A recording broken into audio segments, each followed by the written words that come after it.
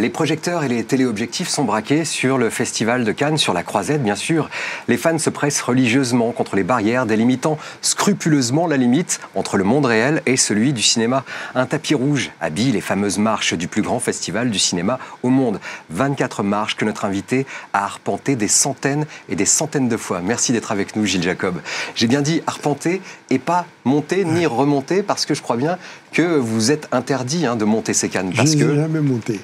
Il y a une raison à cela. Pour une raison très simple, pour clamer haut et fort que les organisateurs de festivals ne sont pas des vedettes, ce sont des organisateurs. Et ils n'ont pas à prendre la grosse tête et à faire comme si. Mais je les ai descendus pour accueillir tous les grands cinéastes du monde entier, les acteurs, les actrices, tous les gens qu'on aime. Là, oui, parce que c'est un signe de considération, de respect, d'honneur. C'est dans l'autre sens que ça se passe. Absolument. Parce qu'il faut bien rendre à César ce qui appartient à César. Vous allez me dire si je me trompe, mais il me semble que c'est Yves Mourouzi qui a inventé la montée des marches. C'est pas tout à fait ça. Dans l'ancien palais, il y avait quelques marches, mais c'était pas suffisant pour un cérémonial. Elles étaient dangereuses, on pouvait tomber, donc c'était pas terrible. Ce nouveau palais monumental a permis d'avoir des marches qu'on a été obligés de reconstruire parce qu'elles étaient trop hautes pour les talons aiguilles des dames qui montaient les marches. Qui méritaient bien ça. Donc cet escalier a 24 marches, un palier intermédiaire et un palier en haut. La première année, il y a le parvis assez gigantesque avant. Les gens montaient comme ils voulaient. Alors les voitures s'approchaient, déposaient les artistes, il y avait du public qui était là, et il fallait faire du slalom entre les gens pour pouvoir accéder à l'escalier. Le problème, c'est que les photographes ne pouvaient pas travailler. Donc ils se révoltaient et ils faisaient grève. Là, il a fallu réfléchir à un dispositif qui permette aux gens de travailler et qu'en même temps, le public soit là. Et j'ai demandé en effet à Yves Mourouzi, qui était un génie du spectacle, qui mettait une fesse sur le bureau de Mitterrand ou descendait dans un sous-marin pour filmer. On rappelle, pour nos plus jeunes téléspectateurs, c'était le présentateur du journal de la Une. De la Une de l'époque. Et Mourouzi m'a dit, écoute, voilà ce qu'on va faire. On va mettre des deux côtés une cordelette, on va mettre des balustrades pour que les journalistes et les photographes puissent s'installer commodément. Et puis, on va réglementer tout ça. Et petit à petit, on a créé une musique, des projecteurs, une protection par-dessus, un vrai cérémonial et une vraie danse, une chorégraphie de la montée des marches. Et c'est en effet grâce à Yves Mourouzi qu'ensuite on a mis au point tout ça en 2 ou 3 ans. Et en 87, on a habillé avec le tapis rouge. Il y a eu le tapis, et là, ça devient légendaire. Jusqu'en bas des marches, puis ensuite jusqu'au bas de la rue. Vous le dites, ces marches-là, c'est pas anodin, c'est le regard, le cœur et le poumon du festival. C'est ce que tout le monde regarde. D'abord, qui est là, qui n'est pas là. Alors, il y a évidemment les gens qui veulent se montrer. Ça reste un petit peu ridicule.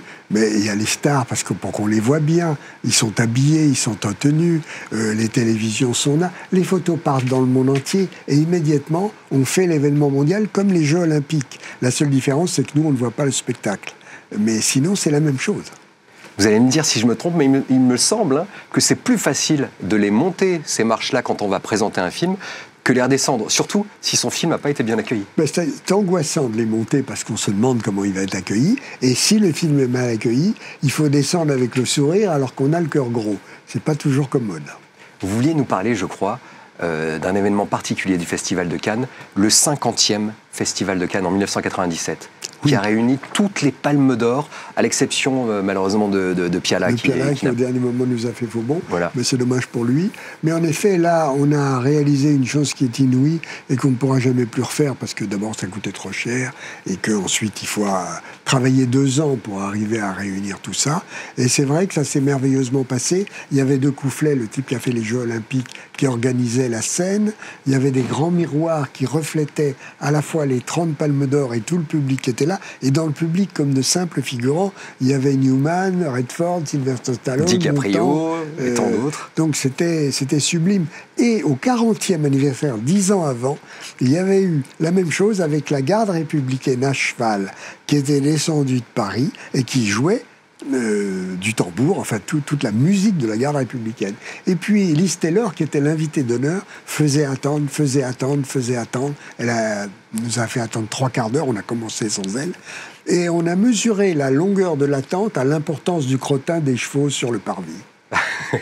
Vous le dites, hein. Souvent ça peut être un coup de pub, les marches. Hein. On a parlé d'Alain Delon qui arrive par la mer, d'Emma Thompson qui arrive pieds nus, Julia Roberts aussi qui arrive pieds nus, même si on l'a peut-être oublié, mais Godard, lui aussi, est arrivé pieds nus sur les mains. Oui, alors, Godard est arrivé, il veut toujours tout faire à l'envers, donc il avait trouvé ça. C'était pas sur les marches, mais enfin, il avait fait l'équilibriste. C'est un équilibriste génial. Et donc, oui, les marches, c'est un peu tout ça. Alors, ce qui est un peu dommage, c'est quelquefois, il y a des équipes de films qui sont en production, qui se font un coup de pub en montant les marches, en nous prévenant ou sans nous prévenir, au détriment de l'équipe du jour. Ça, c'est pas très correct. Donc, il faut être vigilant. Mais la plupart du temps, ça s'est bien passé quand même. Oui. Il y a eu des montées des marches incroyables. Vous le racontez dans votre livre, Dictionnaire amoureux du Festival de Cannes chez Plon. Vous racontez ces défilés d'acteurs hollywoodiens, ces félins, ces Paul Newman, toute cette galaxie d'acteurs incroyables. Vous dites qu'il n'y a pas de plus belle montée des marches de Cannes que par ces acteurs qui ont appris à jouer de leur physique. C'est-à-dire que les acteurs hollywoodiens, ils ont une chose que les autres n'ont pas, ils apprennent à bouger. Le corps, pas seulement les yeux, l'expression, etc. Et ce sont en effet comme des félins dans la savane. Leur manière de monter un escalier est différente. On le verra encore cette année au Festival de Cannes. On vous remercie d'avoir été avec nous sur Paramount Channel. On a vraiment été ravis de vous retrouver. Vous êtes vraiment celui qui a fait le Festival de Cannes aujourd'hui. Alors pour nous, c'était un honneur. Et j'espère que vous aussi, vous avez passé du bon temps devant Paramount Channel avec le buzz spécial Cannes. On se retrouve très bientôt. D'ici là, faites-vous une toile.